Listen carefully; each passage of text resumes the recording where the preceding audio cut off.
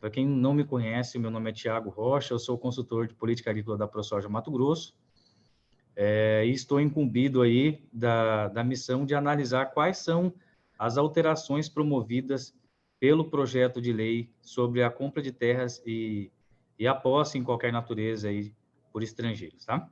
Perfeito, então vamos começar.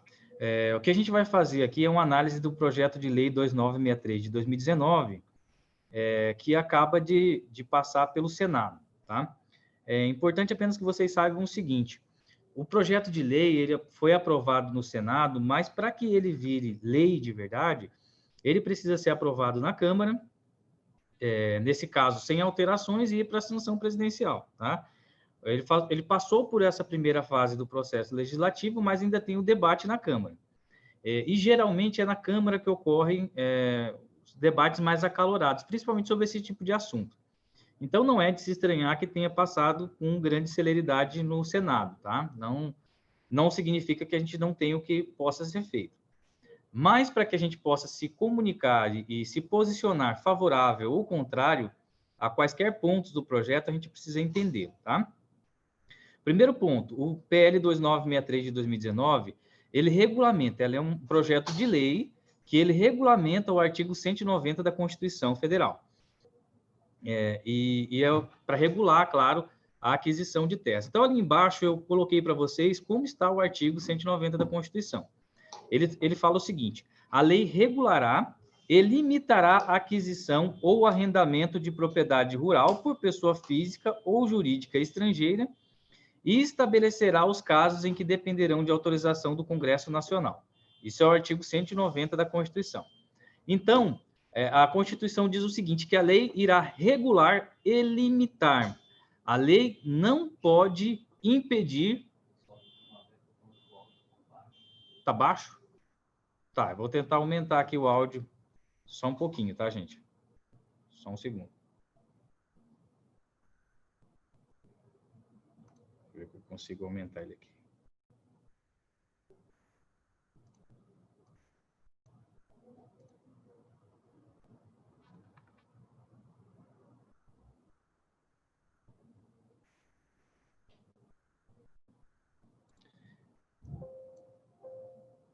Raul, me dá uma força aí. Você está ouvindo bem?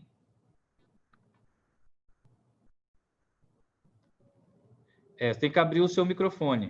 Sim, eu estou ouvindo bem, viu, Thiago? Está ouvindo bem? Perfeitamente. Tá ok. Melhorou do que já estava ou não? Não, eu acho que... Não, está do mesmo jeito, mas tá, eu Do estou mesmo ouvindo jeito? claramente. Tá bom, vamos tentar aqui. Se alguém tiver alguma coisa, pode mandar também pelo chat aqui, tá? Eu acho que, de repente, é o volume do próprio equipamento da pessoa, né? Do telefone, alguma coisa. Ah, pode ser também. Tá? Eu vou pedir para dar uma testada e, se continuar baixo, pode mandar uma mensagem pelo chat aqui e a gente dá uma olhada, tá? Beleza. Bom, então, voltando lá ao artigo 190 da Constituição, ele diz que a lei vai regular e limitar a aquisição e o arrendamento de propriedade rural. Ele não fala em vetar, tá? Ele não fala que a lei pode proibir, ele fala que a lei vai regular ou limitar. E que a própria lei vai definir aí alguns critérios quando depender de autorização do Congresso Nacional. Então, é importante saber qual que é o limite desse projeto de lei. Esse projeto de lei não pode superar aquilo que está na Constituição. E é bom lembrar também que o artigo 5º lá da Constituição, o caput, ele diz o seguinte: todos são iguais perante a lei, sem distinção de qualquer natureza, garantindo-se aos brasileiros e aos estrangeiros residentes no país a inviolabilidade do direito à vida, à liberdade, à igualdade, à segurança e à propriedade. Então, o que quer dizer com isso daqui? Então, esse tipo de direito adquirido na Constituição, ele está garantido para o estrangeiro que reside no país, tá? É só para a gente fazer um preâmbulo e entender exatamente até onde pode ir esse projeto de lei. Bom, em frente. É importante apenas que todos saibam o que é o Conselho de Defesa Nacional, porque a gente vai citar ali na frente algumas vezes o Conselho de Defesa. Ele é um órgão de consulta do presidente da República, onde vai passar ali pela análise deles alguns assuntos relacionados à soberania nacional, defesa do Estado democrático, enfim. E quem é esse conselho? Então, sempre que a gente falar em Conselho de Defesa Nacional, você já traz em mente que é o vice-presidente da República, presidente da Câmara dos Deputados, presidente do Senado Federal, ministro da Justiça, ministro de Estado de Defesa, ministro das Relações Exteriores, ministro da Economia e os comandantes da Marinha, Exército e Aeronáutica. Então, assim, até sobre decisões de entrar em guerra ou entrar em paz, precisa ter a anuência também desse conselho, tá? Bom, em frente. E as principais normas aplicáveis hoje à questão da aquisição e da posse de terras por estrangeiro. A Lei 5709, que é de 1971, é a lei que hoje regula essa matéria. A Lei 4131, de 62, é a que regula a aplicação de capital estrangeiro no país e as remessas de valores para o exterior. Então, quando a gente fala em remessa de... Vou dar um exemplo aqui de royalties, uma empresa que cobra royalties no Brasil para enviar para o seu país de origem, para a sua matriz, ela precisa seguir o que está aí na Lei 4131 de 1962. Tem limitações, tanto para o envio de lucro quanto de royalties, tá? A outra principal norma aplicável aí é a Constituição de 1988. Sem mais delongas, vamos aí para a análise, tá? Então, do lado esquerdo, vocês vão ver em cinza o trechos, né? Na verdade, assim, a íntegra do projeto de lei, artigo a artigo. Do lado direito, alguma observação ou algum ponto que eu vou pincelar dela, tá? Vocês vão notar que alguns artigos e alguns parágrafos, eles estão idênticos à lei de 71. Então, se ele tiver idêntico à lei de 71, a gente não vai ficar detalhando muito, porque não é uma alteração legislativa, tá? Até para a gente não perder muito tempo. O artigo 1º, ele traz lá que ele regulamenta o artigo 190 da Constituição Federal, traz ali quais são os dispositivos que estão sendo alterados ou revogados por esse projeto de lei, e ele diz o seguinte, vírgula, com o objetivo de disciplinar a aquisição, todas as modalidades de posse, inclusive o arrendamento, e o cadastro de imóvel em todo o território nacional por pessoas físicas e jurídicas estrangeiras, sendo estas as constituídas e estabelecidas fora do território nacional. Então, eu pincelei para o lado direito ali, para vocês verem, ó, por pessoas físicas e jurídicas estrangeiras, sendo estas as constituídas e estabelecidas fora do território nacional. Então, o que o projeto de lei está fazendo, ele está dizendo o seguinte, nós vamos regular isso. São as aquisições e as posses por empresas e pessoas físicas estrangeiras, tá? Mais na frente, mantenham isso em mente, que mais na frente vocês vão entender. Existe uma terceira figura. Então, a gente falou ali, pessoa física estrangeira, pessoa jurídica estrangeira. Mais à frente, vocês vão ver que existe uma terceira figura, que não está relacionada aqui. Parágrafo 1º. As restrições estabelecidas nesta lei não se aplicam aos casos de sucessão legítima. Está mantendo o texto da Lei 5709 de 71. Isso é o quê? É herança, tá? Então, não se aplica esse tipo de restrição quando você tem uma transferência de patrimônio em virtude de herança. Isso já não acontecia desde 71. Parágrafo 2º. As restrições estabelecidas nessa lei não se aplicam às pessoas jurídicas brasileiras constituídas ou controladas direta ou indiretamente por pessoas privadas, físicas, jurídicas e estrangeiras. Aqui que é o ponto. Lembra que eu falei para vocês? O artigo 1º fala o seguinte, essa lei vai regular a aquisição e a posse de terras por pessoas físicas estrangeiras e pessoas jurídicas estrangeiras. Aqui ele está dizendo o seguinte, as restrições não se aplicarão às pessoas jurídicas brasileiras controladas, né, ou constituídas por estrangeiro. O que quer dizer isso, gente? São empresas brasileiras criadas dentro, né, sob a égide do nosso Código Civil, e que tenha como controlador ou como fonte de recursos capital estrangeiro. Então, ele está dizendo isso. Não vai se aplicar as restrições para empresas brasileiras que tenham capital estrangeiro, ok? Próximo. Para que vocês entendam, né? Porque esse é o ponto central do projeto de lei, gente. O projeto de lei, vocês tenham sempre em mente, ele está regulando pessoa física, ou seja, um indivíduo, um cidadão de outro país, empresa de outro país, e ele está dizendo que empresa brasileira se ela for controlada por um estrangeiro, por uma empresa estrangeira, ou tiver sua fonte de recursos estrangeiro, não. Essa não tem restrição, porque ela é uma empresa brasileira. Isso que está dizendo o projeto, tá? Para vocês entenderem de onde vem esse imbróglio aí da questão da empresa brasileira com controle estrangeiro. Com a Constituição de 1988, a gente tinha lá já a Lei 5709 de 71, e ela ficou como sendo a norma reguladora do tema, da matéria de aquisição e posse de terras para o estrangeiro. Em 1994, a Advocacia Geral da União, ela emitiu um parecer em que ela disse o seguinte: olha, essas restrições, elas não foram acolhidas pela Constituição, elas não atingem a empresa brasileira que tem controle ou capital estrangeiro. Isso foi uma interpretação da Advocacia Geral da União, um parecer oficial que ela deu em 1994. Posteriormente, tivemos aí em 1995 a Emenda Constitucional 6. E essa emenda, ela revogou o artigo 171 da Constituição. E o artigo 171 da Constituição era um dos argumentos que foram utilizados lá pela AGU, em 1994, para dizer que essa lei de 71 não se aplicaria às empresas brasileiras com capital estrangeiro. Ok? Então, assim, teve lá a emenda constitucional, suprimiu todo o artigo 71, deixou de existir. Se você abrir a Constituição hoje, ele está todo taxadinho lá, esse artigo 171. Em 2010, a AGU falou assim: vou reexaminar essa matéria. Teve mudança no texto legal, vou reexaminar. E aí ela se manifestou pela aplicação das restrições da Lei 5709, de 71, a aquisição e arrendamento de terras por empresas brasileiras controladas para o estrangeiro. Então, em 2010, a AGU voltou atrás, falou assim: olha, eu sei que em 94 eu disse que a Lei de 71 não se aplica para as empresas brasileiras com controle estrangeiro, mas hoje eu estou reexaminando a matéria em 2010 e entendo que sim, entram essas restrições.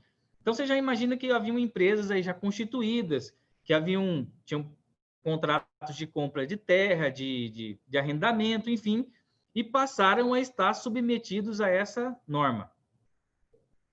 E aí eu trouxe para vocês verem o que estava lá no artigo 171, que foi revogado, tá, gente? O artigo 171, ele foi revogado. São consideradas, eu só marquei ali só a parte que nos interessa, tem mais coisa, tá? A lei poderá, em relação à empresa brasileira de capital nacional, conceder proteção e benefícios especiais temporários para desenvolver atividades consideradas estratégicas para a defesa nacional ou imprescindíveis para o desenvolvimento do país. O que o artigo 171 da Constituição fazia até a emenda constitucional do ano de 1995? Ele dava um tratamento diferenciado para a empresa brasileira de capital nacional, ok? Parou de dar esse tratamento diferenciado.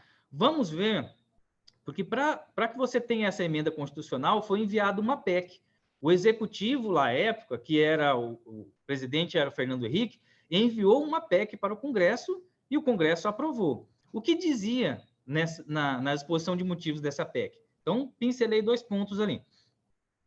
A proposta tenciona eliminar a distinção entre empresa brasileira e empresa brasileira de capital nacional, tá? E o tratamento preferencial concedido a esta última.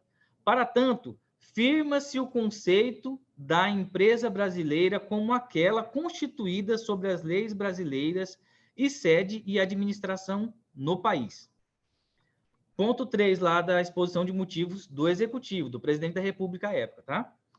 A discriminação ao capital estrangeiro perdeu sentido no novo contexto de eliminação das reservas de mercado, maior inter-relação entre as economias, necessidade de atrair capitais estrangeiros para complementar a poupança interna. Então, o que ali naquele momento eles disseram, olha, vamos tirar essa diferenciação entre empresa brasileira com capital nacional e empresa brasileira com capital estrangeiro. Vamos firmar o entendimento de que é tudo empresa brasileira se estiver constituída de acordo com as leis brasileiras, tá? Isso daqui é o que motivou esta PEC, tá, gente? Então, mantenham isso em mente. A intenção, o objetivo, o desígnio principal do projeto apesar de ter um monte de coisa, é dar um tratamento para empresas brasileiras com capital ou controle estrangeiro. Aí, em cima disso daí que nós vamos contar com o apoio de vocês, dos núcleos, principalmente os delegados coordenadores, para levantar a opinião dos produtores. Então, fiquem ligados que no final a gente vai ter uma tarefinha aí para todo mundo, tá?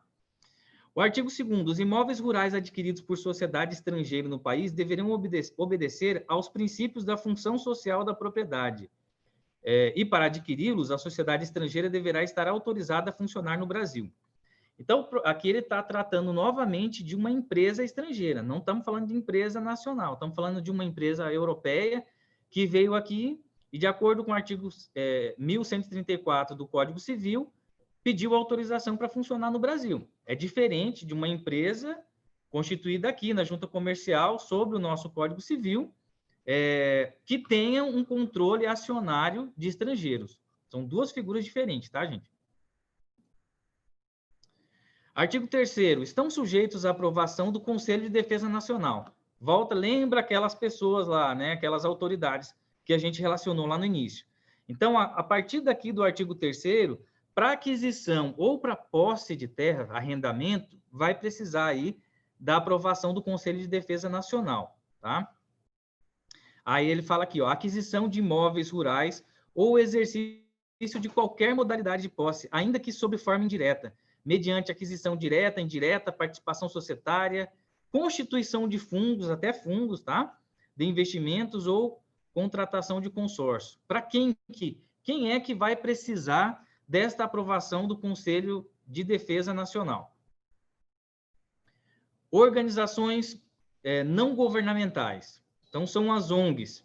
Esse texto aqui, gente, a gente levantou, existia um projeto de lei já desde 2012, que tentava criar essa vedação também, na verdade, essa restrição, para que se uma ONG com sede no exterior, né, uma organização não governamental, cujo orçamento anual seja proveniente, na sua maior parte, de pessoa física ou pessoa jurídica estrangeira, ela precisa passar pelo Conselho de Defesa Nacional. Isso é o que o projeto de lei está trazendo, tá? Então, vai ser muito normal se vocês virem por aí as ONGs se pronunciando contrária ao projeto. Na verdade, elas estão olhando especificamente para esse ponto. Próximo. Da mesma forma, vai precisar aí da aprovação do Conselho de Defesa Nacional as fundações particulares. Então, não tem aqueles grandes bilionários de outros países aí que criam fundações. Essas fundações, para virem aqui, adquirirem terras ou arrendarem ou qualquer tipo de posse, vão precisar da aprovação do Conselho de Defesa Nacional. E, em terceiro, fundos soberanos, que detenham mais de 10% de participação de uma sociedade brasileira. Imagina que cria-se um fundo aqui no Brasil, um fundo que vai emprestar dinheiro para o produtor, certo? E, dentre os sócios desse fundo, existe um fundo soberano. O que é fundo soberano, gente? Geralmente, as sobras, as reservas cambiais de alguns países, ou os resultados positivos que eles têm, principalmente com royalty de petróleo, eles acabam criando fundos soberanos que vão fazendo aplicações no mundo para ter, em alguns negócios no mundo, para ter retorno, tá? Principalmente os asiáticos, que tiveram um superávit enorme aí nas últimas décadas. Então, os fundos soberanos asiáticos têm muito dinheiro, tá? Então, o que está dizendo aqui é o seguinte: se houver uma sociedade aqui no Brasil da qual participam fundos soberanos com uma cota acima de 10%, vai ter que passar pelo Conselho de Defesa Nacional. Tá bom? E um ponto importante, tá? Eu coloquei aqui porque isso é uma controvérsia. Há um decreto-lei lá de 1942, que não é um decreto-lei trivial. Ele foi recepcionado pela Constituição e hoje ele é, inclusive, chamado, ele foi alterado o nome em 2010, para Lei de Introdução às Normas do Direito Brasileiro. No artigo 11 dele, parágrafo 2º, diz o seguinte: os governos estrangeiros, bem como as organizações de qualquer natureza que eles tenham constituído, dirijam ou hajam investido de funções públicas, não poderão adquirir no Brasil bens imóveis ou suscetíveis de desapropriação. Aqui é um entendimento pessoal, eu acho que aqui cabe uma análise detida mais profunda da matéria, mas eu vejo um conflito entre a proposta mesmo com a aprovação, lógico, do Conselho de Defesa Nacional, você permitir que esses fundos possam, na verdade, investir no Brasil. Por quê? Porque quando você investe na agricultura, geralmente você tem de volta alguma garantia imobiliária. E o não pagamento desse crédito culmina na execução dessa garantia imobiliária. Então, querendo ou não, vai haver alguma posse por tempo determinado, né? E o entendimento aqui que pode surgir é que esse decreto-lei acaba conflitando. Pessoas jurídicas brasileiras constituídas ou controladas direta ou indiretamente por pessoas físicas ou jurídicas estrangeiras, quando o imóvel se situar no bioma amazônico. Então, ele faz aqui o seguinte, ele reforça o Código Florestal, os 80% de reserva legal, e diz que no bioma amazônico também precisa passar pelo Conselho de Defesa Nacional. Não pode eles chegarem aqui e comprarem áreas de Sinop para cima, né, sem a aprovação do Conselho de Defesa Nacional. Há uma exceção logo à frente que eu vou mostrar para vocês, tá? O parágrafo 1º, as restrições mencionadas nesse artigo não se aplicam quando a aquisição de direitos reais ou exercício de posse de qualquer natureza se destinar à execução ou exploração de concessão, permissão ou autorização de serviço público. O que ele está querendo dizer aqui?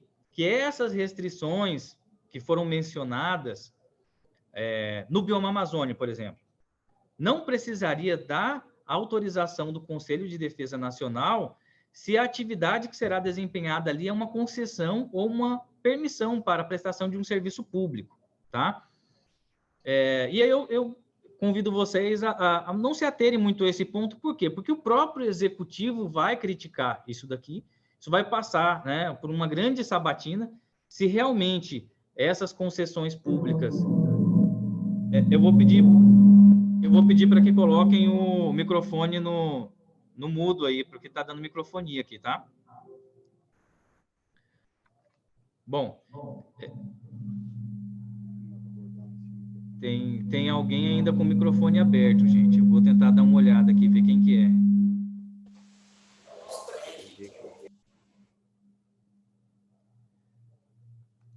Eu não sei se é o Sangalete. Sangalete, coloca o seu microfone aí no mudo, por favor. Karine Souza também. Ok. Bom, pessoal, tem alguém ainda com o telefone que não está no mudo, viu? Tá dando muita microfonia aqui. Edmar também. Edmar também. Bom, parece que saiu. Agora saiu. Bom, vamos lá. Então, assim, qual foi o objetivo aqui quando a gente faz uma análise? O relatório não fala muito desse ponto, o relatório do projeto de lei. Aqui o que a gente entendeu foi evitar uma dupla autorização, porque todo mundo sabe que uma concessão pública passa por um crivo enorme. No entanto, certamente esse parágrafo aqui vai passar por mais algumas outras análises do executivo, dos ministérios. Então, esse não é um ponto muito crítico para a gente, não. Vamos focar naquela parte da empresa brasileira com capital e controle estrangeiro. Parágrafo 2º. Sob pena de responsabilidade civil e criminal da pessoa representante legal da adquirente, as circunstâncias relacionadas no parágrafo 1º deverão ser declaradas. Então, o que ele está dizendo é o seguinte, que deverão ser declaradas, né, no imóvel, averbadas na matrícula, essas informações. Básico isso. Artigo 4º. É vedar qualquer modalidade de posse por tempo indeterminado. Tá? Isso aqui é interessante. É vedada qualquer modalidade de posse por tempo indeterminado, bem como arrendamento ou subarrendamento parcial ou por tempo indeterminado de imóvel rural por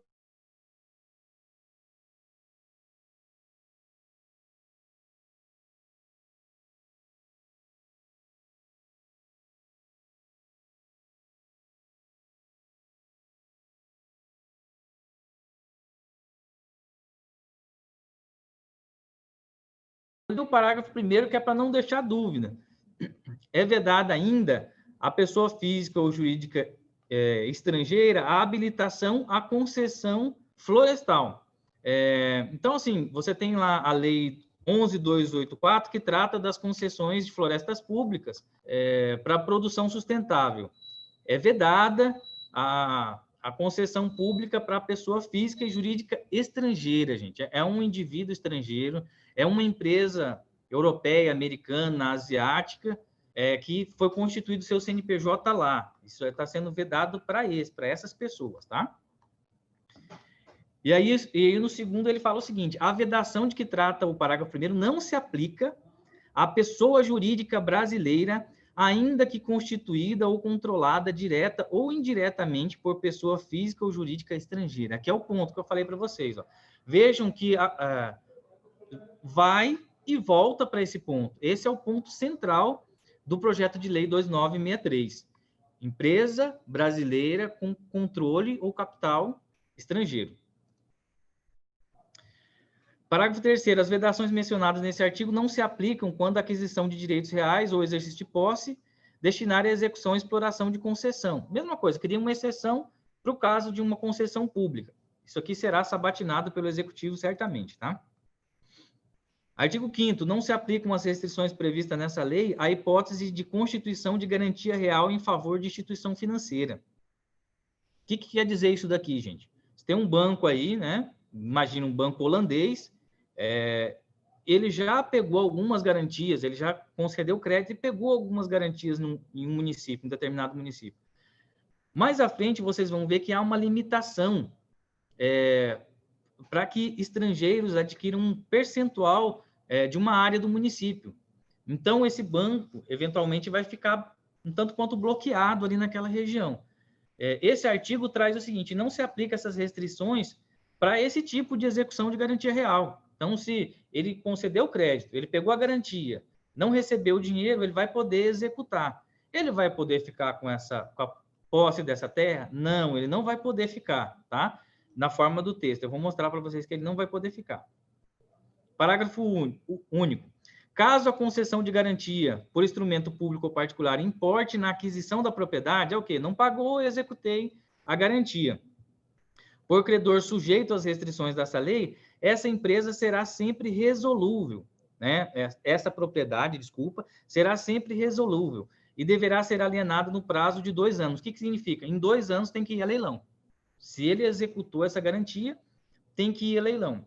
E aí vocês podem me dizer o seguinte: então isso aqui está trazendo uma inovação, está trazendo um texto diferente do que está hoje no PL 2963.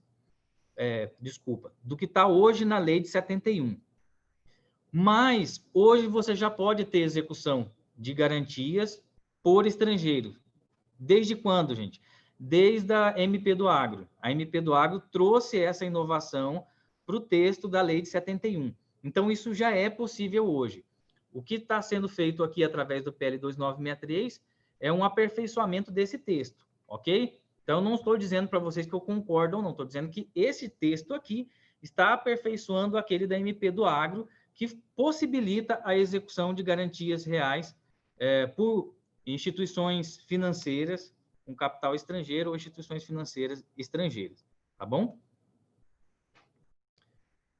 Vamos lá, artigo 6º. Ressalvadas as exigências gerais determinadas em leis, ficam dispensadas de qualquer autorização ou licença a aquisição e a posse por estrangeiro quando se tratar de imóveis com área não superior a 15 módulos fiscais. Então, está dizendo o seguinte: até 15 módulos fiscais, o processo vai ser muito mais simples, certo?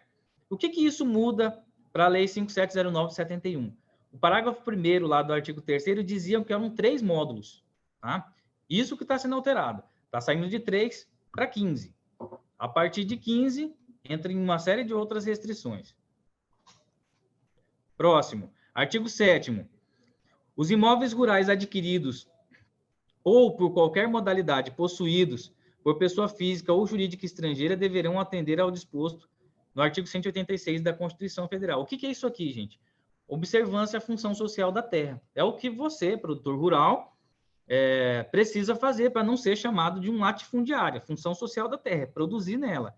Para não ser chamado de um especulador fundiário, você produz, logo você não é um um especulador. Você está atendendo à função social da terra. Então, está dizendo o seguinte, que o estrangeiro também.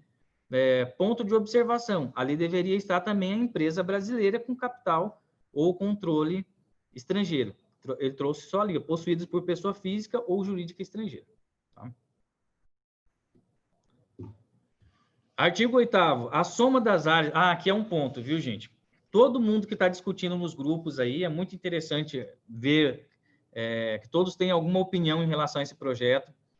Esse aqui é um ponto que vocês precisam ter em mente. Vamos lá, são 3 pessoas, gente.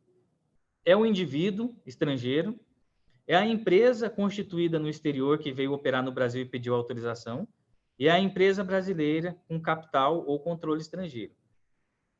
As limitações dadas ao indivíduo estrangeiro e à empresa estrangeira, elas se mantêm quase que inalteradas, vocês vão observar. Artigo 8º. A soma das áreas rurais pertencentes e arrendadas a pessoas estrangeiras não poderá ultrapassar 1/4 da superfície do município onde se situam. Ou seja, 25% do município, o limite para aquisição por estrangeiro ou até mesmo para arrendamento é 25% do município.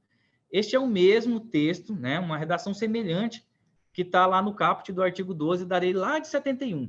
Então, isso aqui não mudou. Tá? Estão trazendo a mesma limitação da lei de 71 para o projeto de lei. Próximo. Ainda assim, no parágrafo 1º diz o seguinte, pessoas da mesma nacionalidade não poderão ser proprietários ou possuidoras em cada município de mais que 40% do limite fixado nesse artigo. Vou traduzir para vocês. Se dentro de um município só pode ter 25% de área de propriedade ou de posse de estrangeiro, 40% desses 25%, só isso pode estar na mão de indivíduos ou de empresas de uma mesma nacionalidade. Significa 10%. Tá? Vou ajudar vocês para não ficar igual a Dilma. 25% do território 25%. Limitado à aquisição ou posse de estrangeiro, 10% para uma única nacionalidade, naturais de um único país. Então, se tiver lá franceses, né, 20%, vão ter problema, porque eles vão ter que registrar isso nas matrículas e vocês vão ver lá para frente que o próprio projeto ele tenta unificar as bases de informações de ITR e do Cadastro Nacional. Então, assim, também mantém, viu, gente? Esse percentual está lá na lei de 71. Parágrafo 2º. Ficam excluídos das restrições desse artigo as aquisições de áreas rurais quando o adquirente for casado com pessoa brasileira sob o regime de comunhão de bens. Também redação muito parecida com o inciso 3º do parágrafo 2º do artigo 12 da lei de 71. Sem grandes inovações, tá, gente? Artigo 9º. A aquisição por pessoas estrangeiras de imóvel situado em área indispensável à segurança nacional depende do assentimento prévio do Conselho de Defesa Nacional. Ou seja, se é uma área indispensável à segurança nacional, também precisa da aprovação daquelas pessoas que você viu lá atrás. Vice-presidente, presidente das casas legislativas, alguns ministros e presidente da República. Tá bom? Artigo 10º. É indispensável a lavratura de escritura pública na aquisição do imóvel rural por pessoa estrangeira. Isso, óbvio, também estava lá no artigo 8º da lei de 71.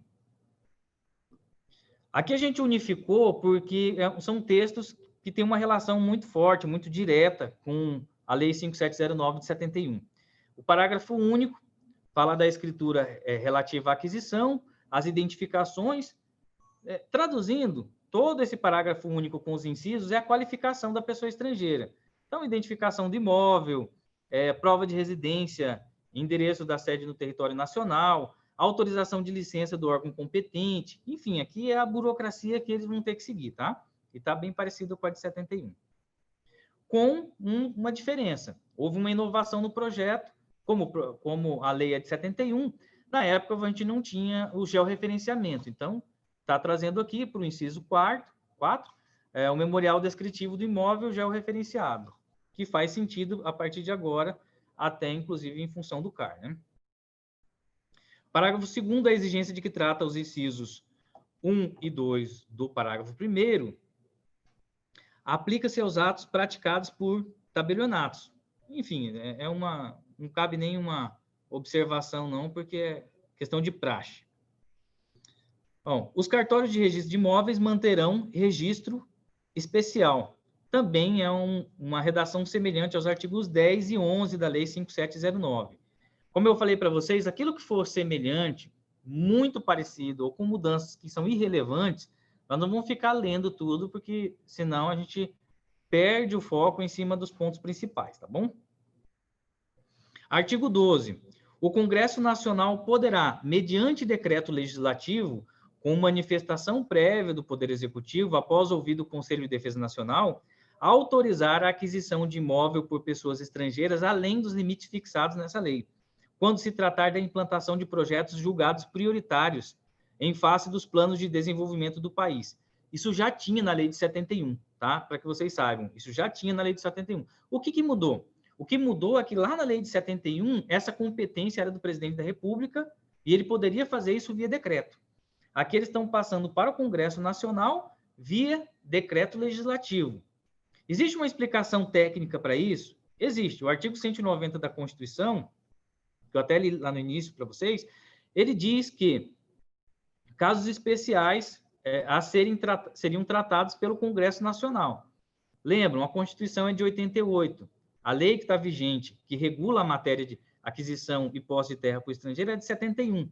Então, é possível que seja esse o objetivo do legislador aqui. Mas é óbvio que o Executivo vai questionar se ele vai aceitar ou não, ou ele vai vetar esse ponto de passar essa competência para o Congresso, tá? Artigo 13º aqui. O dispositivo dessa lei não afasta a aplicação da legislação sobre o patrimônio da União. Também praxe, tá? Artigo 14º. Os negócios jurídicos relativos a imóvel rural que violem prescrições dessa lei são nulos de pleno direito. Também foi um cuidado aí que foi tomado na redação. Se não estiver seguindo os ditames dessa lei, se ela assim virar lei, serão nulos de pleno direito. Bom, o artigo 15. O artigo 1º da Lei 4131 passa a vigorar acrescido do parágrafo único. Aí eu trouxe ali do lado direito para vocês saberem o que é essa Lei 4131 de 62. Ela disciplina a aplicação de capital estrangeiro e as remessas de valores para o exterior. Então, o projeto de lei em tela está alterando também a lei da aplicação de capital estrangeiro. Vamos ver o que ela está alterando. Parágrafo único. A aplicação de recursos financeiros ou monetários introduzidos no Brasil a qualquer título por pessoas físicas e jurídicas estrangeiras, lembra? 2 pessoas aqui, ou objeto de reinvestimento em atividades econômicas que envolvam a aquisição e arrendamento de áreas rurais no território nacional, sujeita tais aquisições e arrendamentos à legislação que regula a aquisição de imóveis rurais por pessoas estrangeiras, sem prejuízo que dispõe a presente lei. Vou traduzir para vocês, tá? Dá uma volta enorme aqui, mas o que o parágrafo único está dizendo é o seguinte: a partir da publicação dessa lei, que vem a se transformar o projeto de lei 2963, ela vai disciplinar os reinvestimentos de recurso estrangeiro também, tá? Só que lá no finalzinho ele mostra, sem prejuízo do que dispõe a presente lei. Então, o envio de lucro, de royalties para o exterior, continua sendo regulado pela Lei 4131 de 62. A Lei 5868 de 72 passa a vigorar com a seguinte redação. O que é a Lei 5868? Cria o Sistema Nacional de Cadastro Rural. Faz sentido, porque se você precisa saber onde estão esses estrangeiros, você precisa ter um cadastro atualizado, né? Os cadastros referidos no caput desse artigo serão informatizados. Então, o que ele quer aqui, na verdade, como a lei era de 71 e era tudo feito em papel, se for feita uma modificação nessa lei agora, que tudo seja informatizado, desde que a informação não tenha sigilo fiscal, que ela seja pública. Isso daqui a própria Lei de Acesso à Informação vai regular os limites, tá? Artigo 2º, de alteração dessa lei, tá?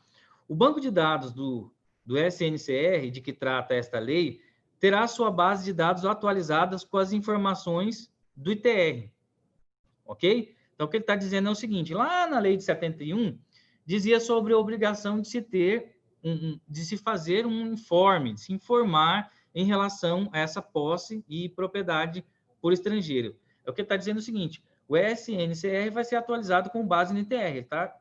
Unificando essas bases, tá? É uma tentativa de unificação. E aí ele revoga o parágrafo 1º, 2º e 3º, porque a partir do momento que ele diz que essas bases serão unificadas, que você não vai precisar preencher, você, né, se fosse estrangeiro, não vai precisar preencher um e preencher o outro, então não há mais a punição pelo não preenchimento desse cadastro, que você precisa preencher o ITR e ele já vai alimentar esse Sistema Nacional de Cadastro Rural, tá? Então, é basicamente por ter perdido o objeto mesmo. Artigo 17, a Lei 93 de 96 passa a vigorar com as seguintes alterações. O que é essa lei, gente? Dispõe sobre o ITR. Também, como a gente falou sobre unificação de bases, né, conversas, bancos de dados, se falarem, precisa mexer na lei também. Estou resumindo bastante para vocês, porque é a parte burocrática, né, que não caberia aqui uma análise mais detida. O artigo 17, ele estabelece que o SNCR terá sua base de dados atualizadas com as informações prestadas lá no ITR, né? E traz situações em que haverá obrigatoriedade de comunicação de alteração de cadastro para a Secretaria de Receita Federal. O que ele alterou aqui? Concessão florestal, se tiver concessão florestal, tem que informar. Se tiver constituição de direito real sobre superfície, o que é? Uma execução de uma garantia real, entendeu? Então, coloca as hipóteses ali que você tem que ir lá. Opa, teve essa alteração, né? Tive uma alteração aqui, eu executei uma garantia. Óbvio que você vai ter que informar, e nesse caso é uma informação no âmbito da Secretaria de Receita Federal. Artigo 18, regulamento disciplinará a unificação dos cadastros, tá? Então, do lado direito ali na parte amarela, eu mostro para vocês que ele está unificando novamente o Sistema Nacional de Cadastro Rural e as bases do ITR, tá? Integração de base de dados. O artigo 19 faz alteração ali na Lei 6938 de 81. O que é essa lei? Dispõe sobre a Política Nacional de Meio Ambiente. O que ele fez? Ele inseriu o artigo 9D e o artigo 9E. E isso é uma inovação do projeto. O que trata esse artigo 9D e o artigo 9E?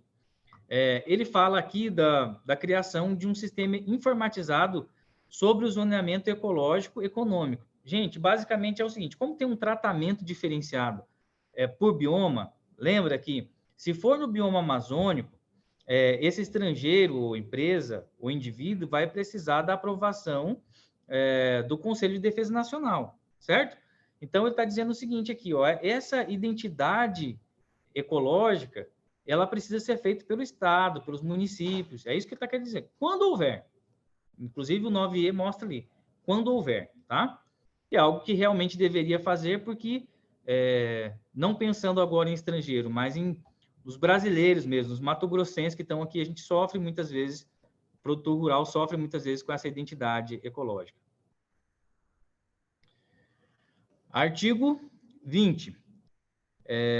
Compete aos estados disciplinar por meio de leis e instrumentos administrativos o estímulo a projetos relacionados à atividade produtiva primária em propriedades adquiridas, possuídas e arrendadas nos termos desta lei. Então, ele fala aqui de zoneamento econômico, licenciamento ambiental, incentivos fiscais para industrialização.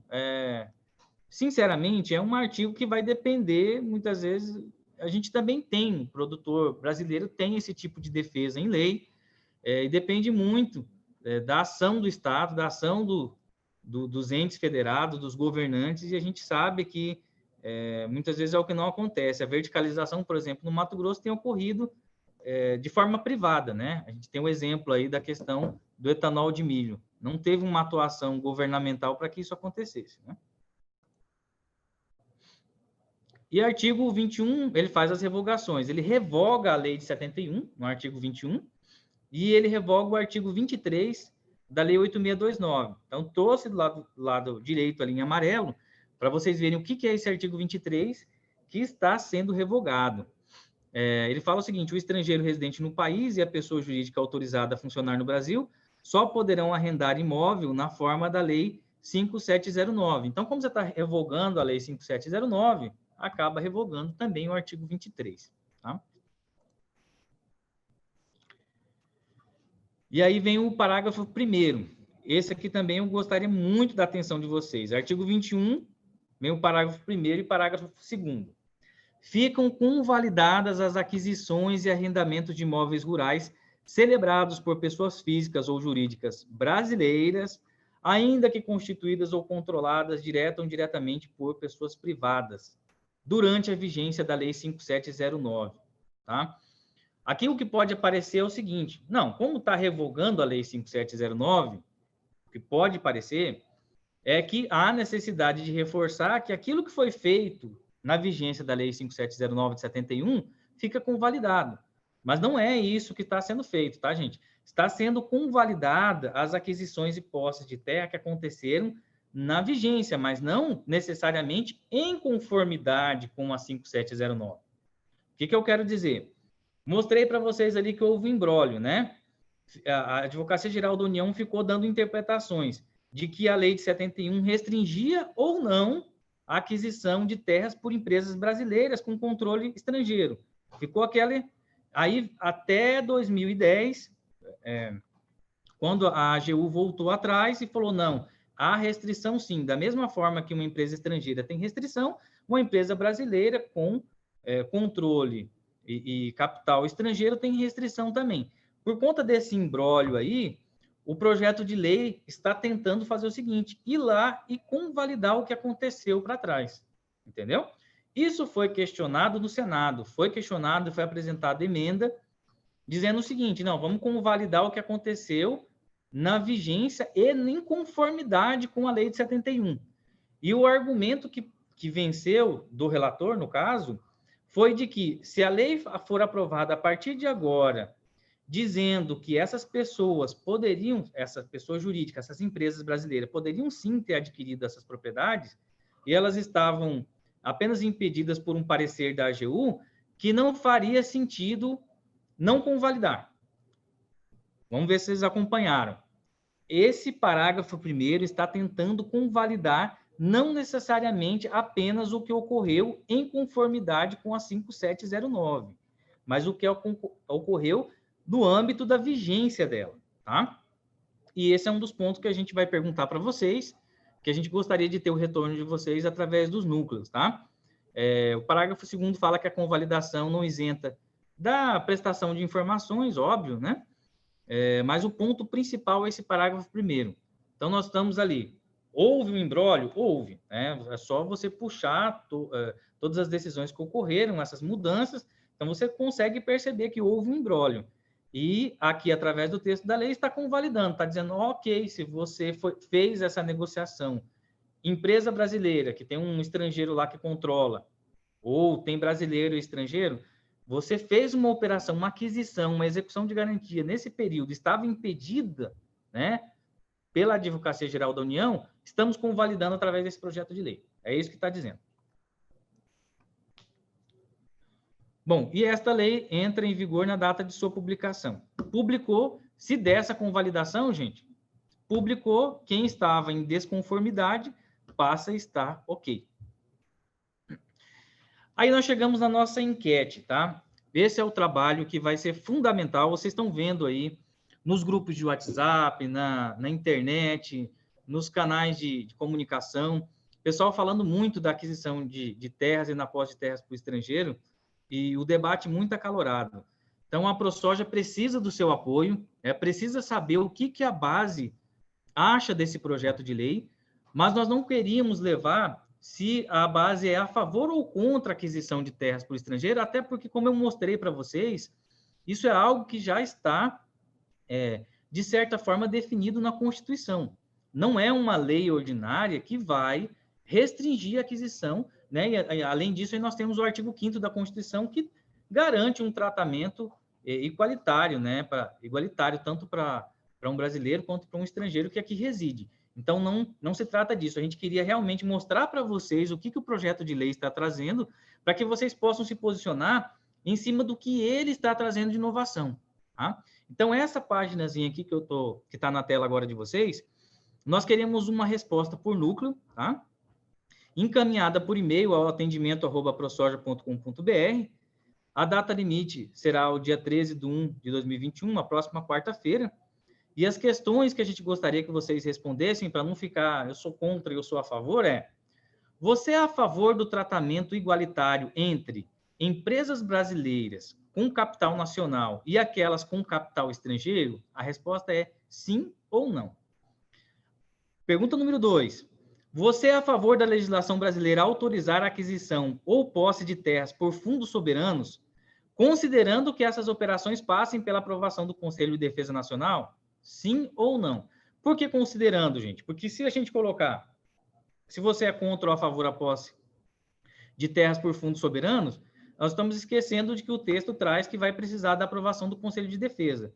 Mas, localmente, vocês podem dizer, não, mesmo assim, nós somos contrários. Ou, não, se passar pelo Conselho de Defesa, somos favoráveis. É essa a resposta que a gente quer. Sim ou não, tá? Pergunta número 3. Considerando que houveram mudanças no entendimento sobre o tratamento dispensado às empresas com capital estrangeiro na última década, ou seja, eu mostrei para vocês ali uma linha do tempo, de que alguns entendimentos foram e voltaram. Ok, nós já temos essa visão, sabemos disso. Você é a favor ou contra a lei com validar as aquisições e posses que ocorreram antes da sua vigência? Ou seja, nós vamos entrar com uma lei agora, e ela vai convalidar essas operações comerciais com imóveis rurais ou arrendamento que ocorreram antes dela? Vocês são a favor ou contra? Então, esse é o ponto.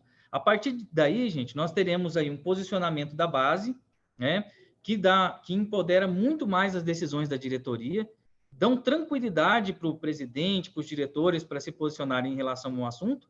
E quando a gente restringe, ou quando a gente define, delimita corretamente qual é o ponto que está sendo definido, a gente demonstra para fora, nas mesas de debate, que nós temos profundidade no assunto. Nós não fomos só contra ou a favor de um projeto sem nos aprofundarmos no que ele diz. Tá bom? Eu vou pedir para vocês, nós temos 8 minutos. O objetivo desta videoconferência é, de fato, trazer para vocês, mostrar para vocês, né? Não era de gerar um grande debate, até porque nós não temos tanto tempo, é cansativo ficar em vídeo, né? Mas se vocês tiverem perguntas, podem fazer aqui tanto pelo chat, como podem me mandar também, podem mandar para o atendimento@prosoja, e essa telinha aqui, que está na tela de vocês, com essa enquete, é o que os delegados coordenadores vão receber para nos encaminharem até o dia 13/1. Importante, gente, aqueles que não responderem até dia 13/1, meia-noite, enfim, a gente vai pegar essas respostas aí no dia 14 de manhã, não significa que não se posicionaram, tá? Na verdade, significa que eles se abstiveram, né? Deixaram de opinar porque eles acreditam que o que a maioria decidir está decidido, tá? Então, é importante se posicionar, porque até o silêncio será considerado uma resposta, tá ok?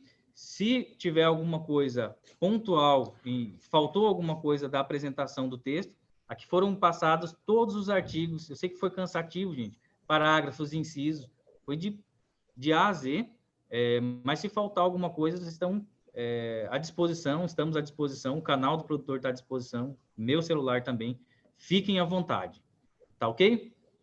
E podem me mandar perguntas e tal, a gente pode encaminhar depois nos grupos da ProSoja quaisquer questionamentos que foram feitos aí que a gente achar que é interessante compartilhar com todos.